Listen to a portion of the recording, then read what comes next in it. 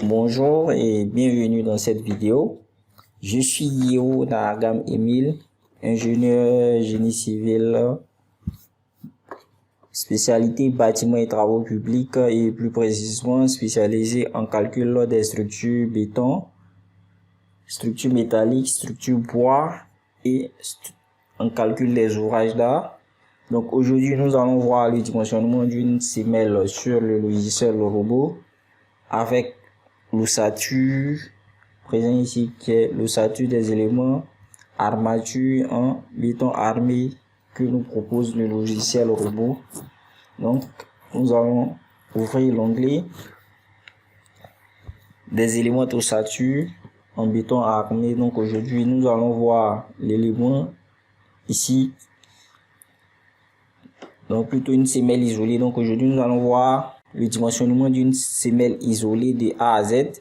Donc avec le logiciel robot via l'outil ossature des éléments en béton armé. Donc ici nous avons cette plateforme que propose le logiciel qui va nous permettre de calculer facilement notre semelle. Donc ici nous allons prendre une nouvelle semelle. Donc étant sur une nouvelle semelle, nous avons cet affichage des dimensions par défaut d'une semelle.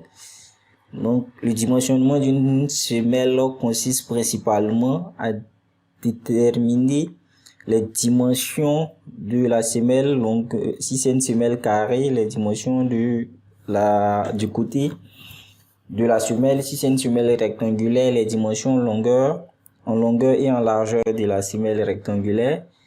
Et ici c'est une semelle circulaire, à déterminer le diamètre de celle-ci. Donc ici dans notre cadre, nous allons voir l'option des semelles rectangulaires et des semelles carrées. Donc et après avoir déterminé les dimensions, il y a aussi le calcul de la hauteur. Donc l'objet serait de déterminer les sections de couvrage, donc les dimensions en longueur, largeur et la hauteur. Ça ce sont les sections de couvrage. Et ensuite déterminer les armatures qu'il faut intégrer dans les sections de couvrage. Donc pour ce faire, il nous faut connaître déjà un poteau calculé avec ces sections d'armature et ensuite connaître également la charge qui va supporter notre semelle.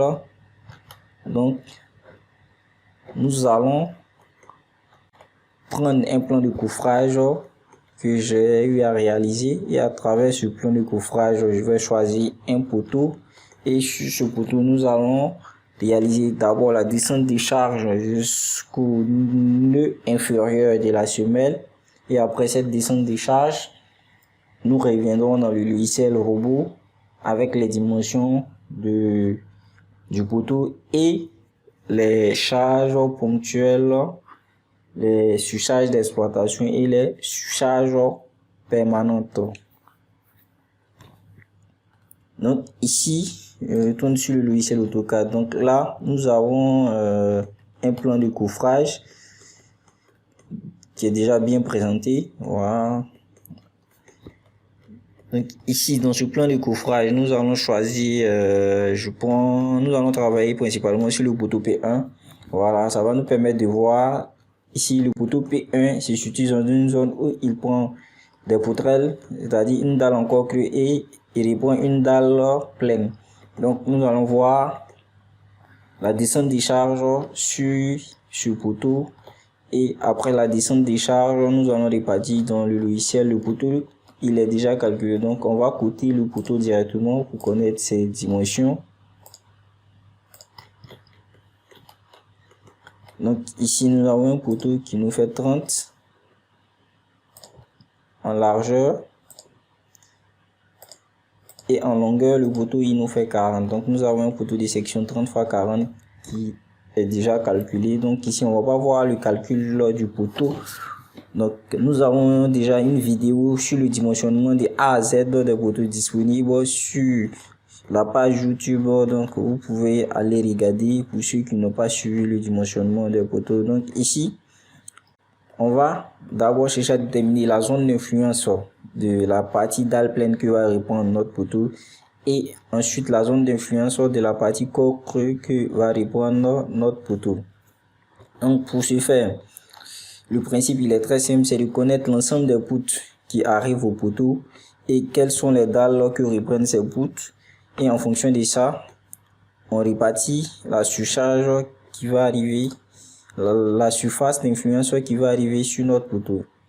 Donc je vais prendre une autre couleur de calque, je prends la couleur bleue. Donc ici, notre poteau il va supporter notre poutre qui est ici A22, il va supporter la poutre A23 et il va supporter la poutre A19. Donc ici nous avons dans cette zone une dalle pleine, dans cette zone une dalle pleine d'épaisseur 20, et ici dans cette zone nous avons un plancher corps creux de 16 plus 4. Donc ici on voit l'orientation de notre nervure ici qui est la nervure 4.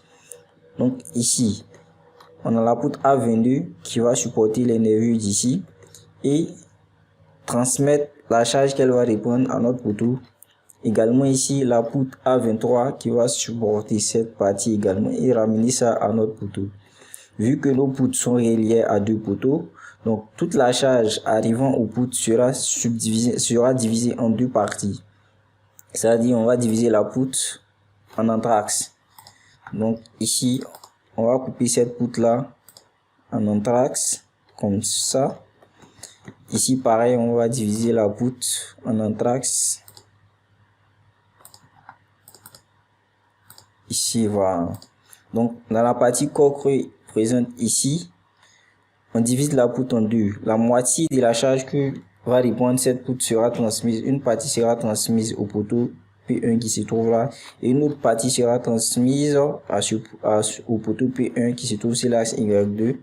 Ici pareil, une partie au poteau d'ici et une autre partie au poteau d'ici. Maintenant, en ce qui concerne la dalle, la répartition de la dalle, ici nous avons une poutrelle qui quitte là et qui pose là. Donc la poutrelle part de cette poutre, donc elle sera incluse de minimum de 10 cm dans notre poutre et ici également de minimum de 10 cm dans cette poutre. Donc cette dalle sera répartie sur ces poutres. Donc les poutres vont reprendre les charges de notre dalle. Donc ici on va diviser également notre dalle en deux parties. Voilà. Donc ici on divise notre dalle en deux parties égales. Donc la moitié de cette dalle est reprise par la file Y10 ici, de la poutre de cette file. Donc ici toutes les poutrelles qui seront posées dans ce sens vont être reprises par ici dans l'axe de la dalle, pareillement pour cette file. Donc la file qui nous intéresse le plus c'est ça.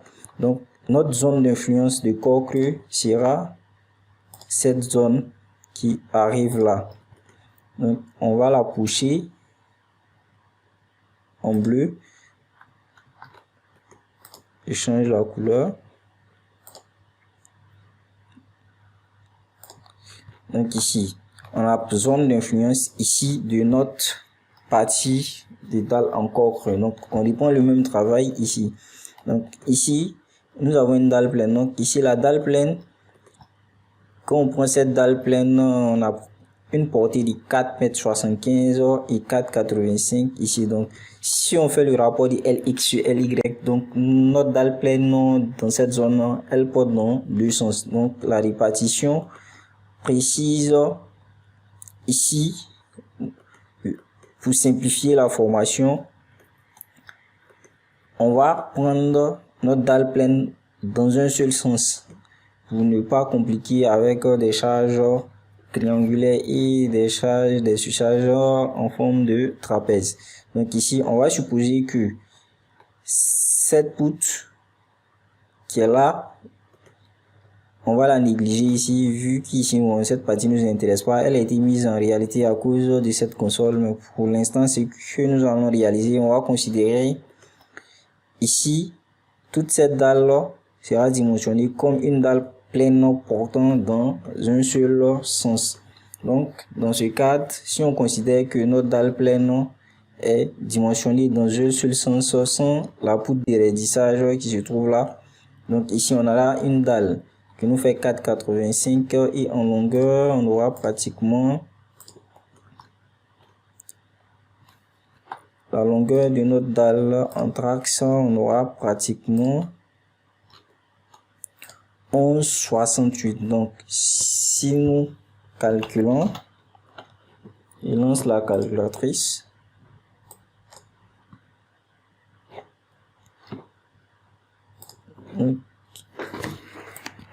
Avec la calculatrice, donc on va déterminer le rapport. Ici 4,85 divisé par 11,68. Donc on a 0,41.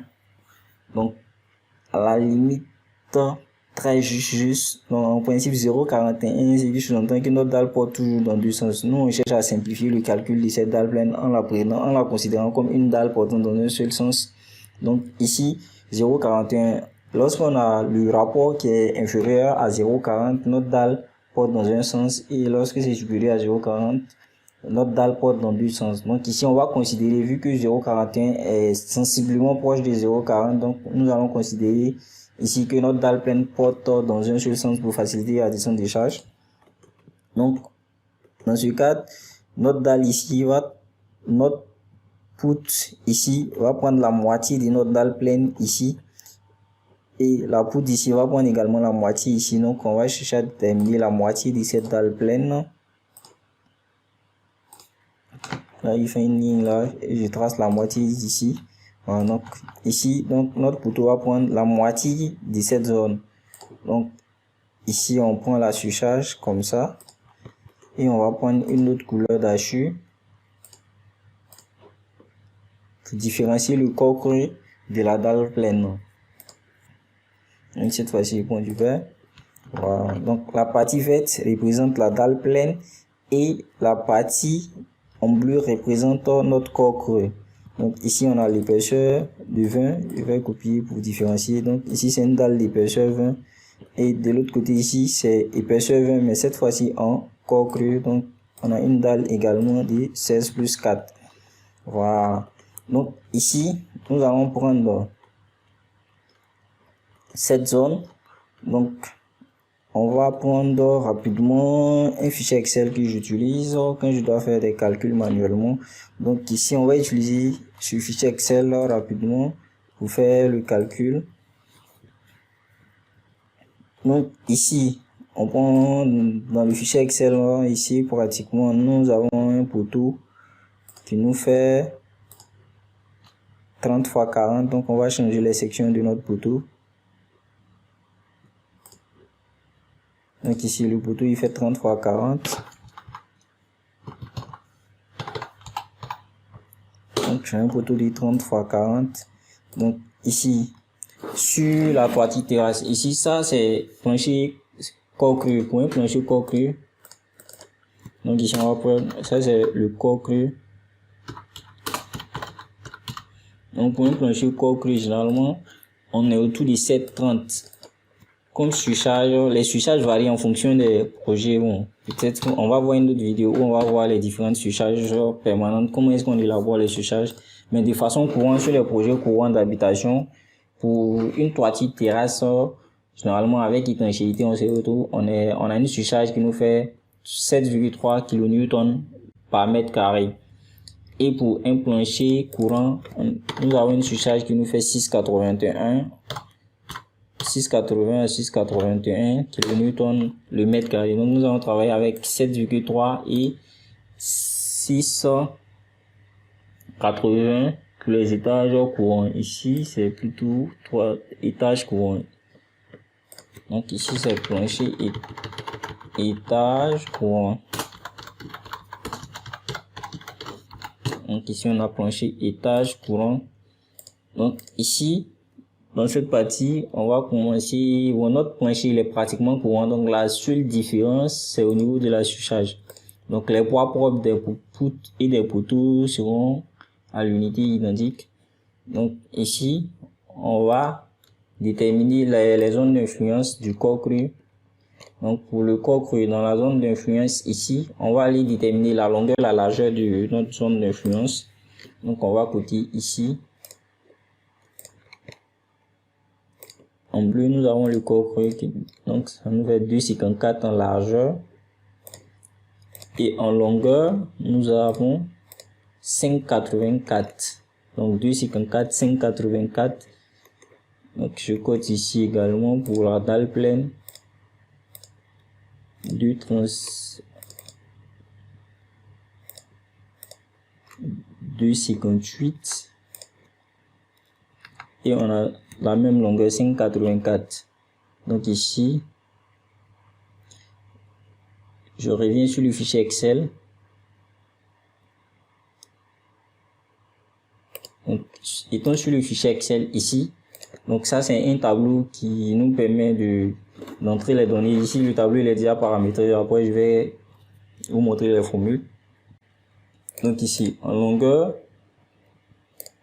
on a 5,84. Donc ici je fais 5,84. En largeur nous avons 2,54. Donc 5,84, 2,54. Donc ici ça nous donne directement la surface d'influence de notre corps creux. Donc ici nous avons la surface d'influence de notre corps creux.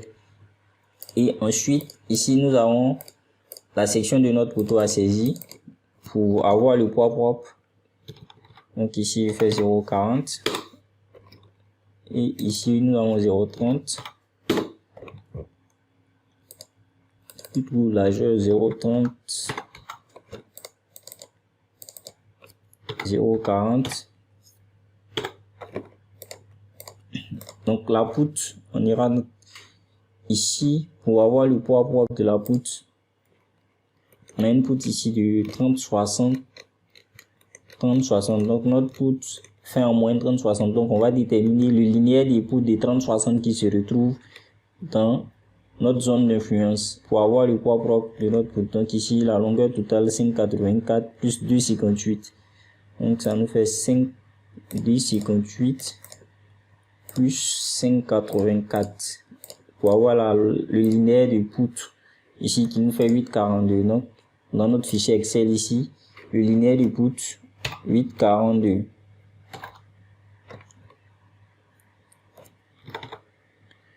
On a 8,42 comme linéaire de poutre. On a pris le tout 8,42 comme linéaire de poutre.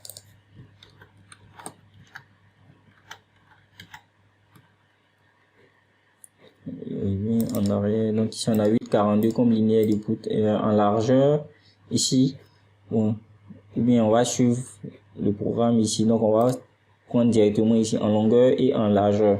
Donc en longueur on aura une poutre de 5,84 et en largeur 2,58. Donc ici on a 5,84 et ici on a 2,58. 2,58. Ici nous aurons 0. La section, on va saisir la section de la poutre qui est de 0,30 et 0,60. Ici 0,60. 0,60. Ici 0,60. 0,30. Donc, une fois que j'ai fini d'entrer les informations ici, donc automatiquement le logiciel il me calcule toutes les informations qui sont ici. Donc il me calcule le poids propre.